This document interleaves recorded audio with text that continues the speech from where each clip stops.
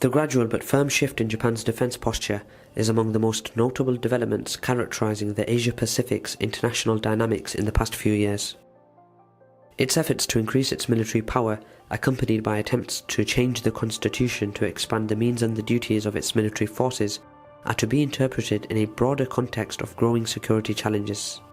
But what exactly are the drivers behind Japan's rearming? I'm Kasim, welcome to KJ Vids, and in this video we take a look at why Japan is rearming their military.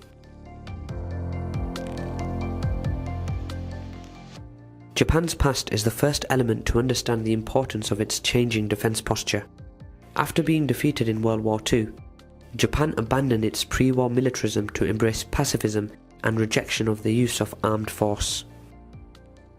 This principle was enshrined in Article 9 of its constitution, which entered into force in 1947 with US support.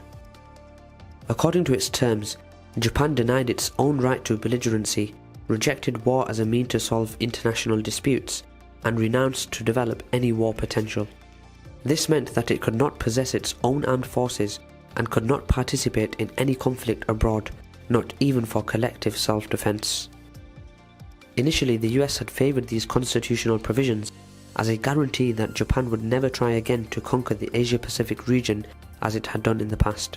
Also, immediately after the war, it seemed that the area would become a hub of peace and stability. But the situation soon changed. In 1949, the Communists took power in mainland China, thus radically changing the region's geopolitical landscape. Only 1 year later, the pro-Soviet North Korea attacked its southern counterpart, triggering the 3 years long Korean War.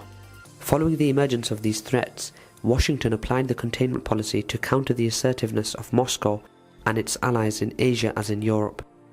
In this logic, the US started pressurizing Japan to adopt a larger security role. However, this achieved very limited success.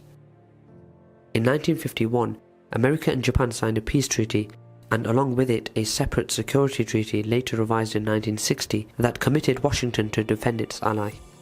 But under the premiership of Yoshida Shigeru, Japan preferred to minimize its military expenditures in order to focus on reconstruction and economic growth, all while relying on its powerful American ally for protection. This approach, later named Yoshida Doctrine after its inspirer, became the cornerstone of Japan's foreign policy for decades, and it was an extraordinary success. Thanks to it, Japan managed to avoid international conflicts and to achieve an impressive GDP growth, rapidly turning into one of the world's leading economic powers. As of today, Japan is still the third largest economy in terms of nominal GDP. Yet this does not mean that Japan did not have its own military. The terms of Article 9 notwithstanding, the country still had to make concessions. In 1954, it established its armed forces, which took the name of Japanese Self-Defense Forces, or JSDF. But as their name suggests, they were not comparable to the full-fledged militaries that other states had. The JSDF could not field any equipment considered to be offensive, such as strategic bombers or aircraft carriers, and their role was strictly limited to defending Japan's territory from an external, most likely Soviet invasion. They could not participate to collective self-defense operations, as this would imply fighting abroad to protect an ally, and not even to peacekeeping missions. In 1976, the practice of limiting the defense expenditures to no more than 1% of its GDP became official. All this deeply influenced Japan's role in overseas conflicts, even those occurring very close to its territory and whose outcome could affect its own national security. For example, in the Korean War, despite the geographical proximity of their anti-communist stance, the Japanese limited their contribution to providing bases and equipment for the US-guided coalition. Still, with time, new events pushed Japan to slowly change its stance. The first one was the outbreak of the Gulf War in 1991. Since Japan was and still is largely dependent on Middle Eastern oil for its energy supplies, the US expected that it would give a sensible contribution to the conflict. But on the basis of its constitutional limitations, Japan refused to do so, limiting its participation to providing financial aid to the international coalition. This form of checkbook diplomacy was largely criticized by the US, and as a result, Japan adopted a new legislation allowing it to take part to peacekeeping missions with strictly non-combat roles. A few years later, North Korea's withdrawal from the Nuclear Non-Proliferation Treaty and the Taiwan Strait crisis in 1996 increased Japan's fear of being involved in a regional conflict. Then the test of the DPRK's first ballistic missile in 1998 shocked Japan, thus prompting its start to cooperating with the US on anti-missile defense. Another change occurred in the aftermath of 9/11 as America began its war on terror under the Bush administration. It asked Japan to contribute to its operations in Afghanistan and Iraq. Tokyo was again reluctant, but in the end it accepted to deploy its forces to provide non-combat support. In 2004, it also adopted a new national defense document that called for an increase of its military capabilities, and most importantly, Article 9 was reinterpreted to allow self-defense in case of attack on American forces defending Japan or even abroad, provided this represented a threat to Japan itself. In spite of all this, strong restrictions remain on Japan's military. Still, it maintains a well-trained and well-equipped military. As a matter of fact, despite the 1% GDP gap on defense expenditures, the sheer size of its economy means that its budget is one of the world's largest in absolute terms. Nevertheless, until recently it has kept a low-profile defense posture. But with the emergence of new challenges, Japan is gradually moving out from its traditional policy to take a more important role in regional security, which also implies increasing its military capabilities and reinterpreting, if not changing, its constitution.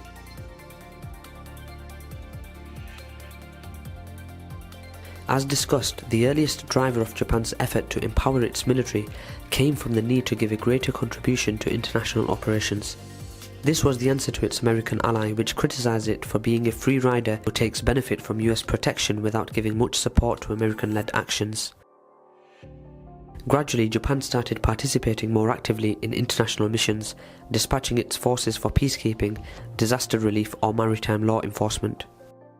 But there are two other factors to be considered, the first of which is North Korea.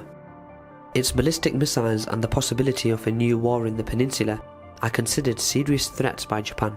This explains both its diplomatic efforts to favour a negotiated settlement of the issue, but also its commitment to deploy anti-missile systems like Patriot Advanced Capability 3 batteries or Aegis equipment destroyers. Yet this is only one part of the story. Coping with a potential conflict in Korea does not reveal why Japan is increasing its maritime and air power, nor why it is acquiring anti-access area denial systems and practicing amphibious operations. To understand this, the third factor should be considered, which is by far the main driver of Japan's military build-up, the rise of China.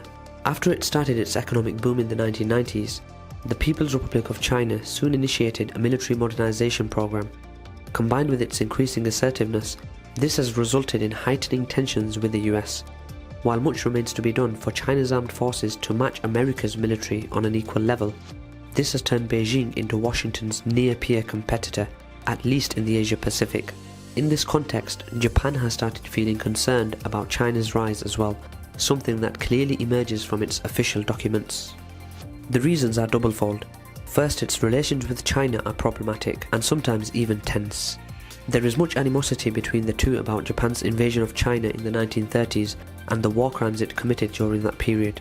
There is also a territorial dispute between them over the Senkaku and Diaoyu Islands. Maritime security is another major issue. Japan's economic prosperity and energy security depends on the sea lanes of communication connecting it with Europe and the Middle East. Therefore, it is afraid that China may cut these maritime routes, thus posing an existential threat to its survival. Then, China does not appreciate Japan's status as an American ally, which brings to the second aspect to consider, the role of the US. As noted before, Washington has been asking Tokyo for a greater contribution to regional security. For decades, Japan has resisted these demands, but now that China is emerging as a military power capable of damaging the interests of both Japan and the US, Tokyo is more willing to expand the roles and the capabilities of its military. Also, because it understands that not doing so would alienate Washington and may ultimately result in the loss of its main ally, which remains essential for its national security.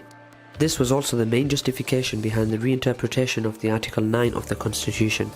The text of the article has not been changed, as that would require a complex procedure, including a referendum, that would likely fail given the popular attachment to the pacifist principles of the chart.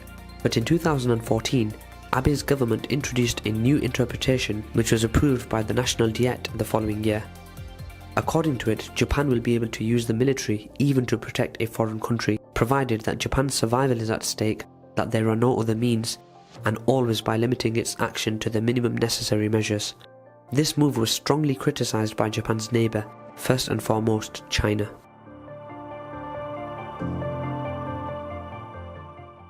The central importance of China as the main driver of Japan's rearming is evident when examining the specific nature of its military reorganization.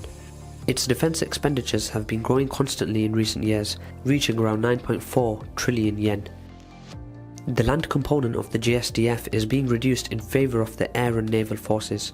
This is because in the case of an open conflict with China, the best defense for Japan would be to achieve the aeronaval superiority over its surrounding seas in cooperation with the US, so to keep the Chinese forces away from its territory. In this context, Japan is deploying to the south more air squadrons equipped with F-15J fighters, as well as support aircraft like tankers and airborne early warning and control planes. Recon drones like the RQ-4 Global Hawk could be adopted as well. A total of 42 F-35A fighters are also scheduled to be fielded, the first of which has been deployed at the beginning of 2018. But it is the maritime part of the JSDF that is being developed the most. There are 5 notable trends in this. First, surface ships are being modernized and new ones are entering into service to bring the total from 47 to 54. These include new guided missile destroyers equipped with the Aegis system, whose task is to patrol and protect the SLOC and the seas around Japan, contribute to air and naval superiority, and intercept incoming missiles. Second, the number of attack submarines is to increase from 16 to 22. Their mission is to counter the subs that China is also fielding in larger numbers, to have assets that are not threatened by its anti-ship missiles, and finally to threaten the SLOC that are vital for China as well. Third, in a similar logic, Japan is procuring more anti-SOM aircrafts for its naval forces. Fourth, it is enhancing its mine warfare capabilities, both in the form of deploying and removing naval mines. But the fifth and most notable development is the introduction of helicopter destroyers, which has also caused controversy. Currently, Japan has 4 ships of this kind.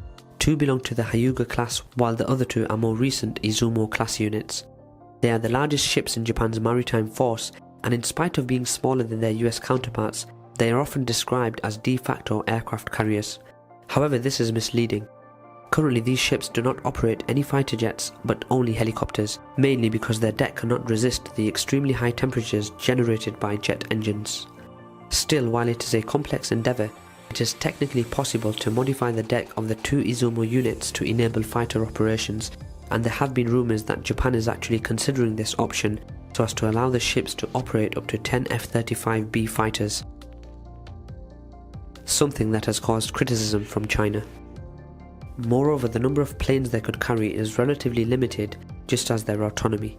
As such, rather than for sustaining large-scale naval battles or as power projection means, these ships are more suitable for anti-SOM missions thanks to their helicopters, or for supporting amphibious operations along with dedicated landing ships, as they can carry 400 marines and around 50 light vehicles. This brings us to the role of the land forces, which also have an important role that reflects Japan's new strategic needs. The marine units are being expanded, a sign that Japan wants its military to be able to defend and, if necessary, retake remote islands to the south, like the Senkaku or the Ryukyu. Also, radars and 5 regiments armed with anti-ship cruise missile, consisting in the Type 88 and the more recent Type 12, are being deployed on these islands along with the anti-aircraft missile units. The aim is to create A2/AD zones over the East China Sea, both for protecting the SLOC and for denying the access to the open ocean to China's aeronaval forces, in the logic of keeping them at bay until the US Navy arrives. New missiles are also under development, among which the most notable is the HVGP. This is a hypersonic missile explicitly designed to defend remote islands, and a sign that Japan wants to enter in the race to develop such systems.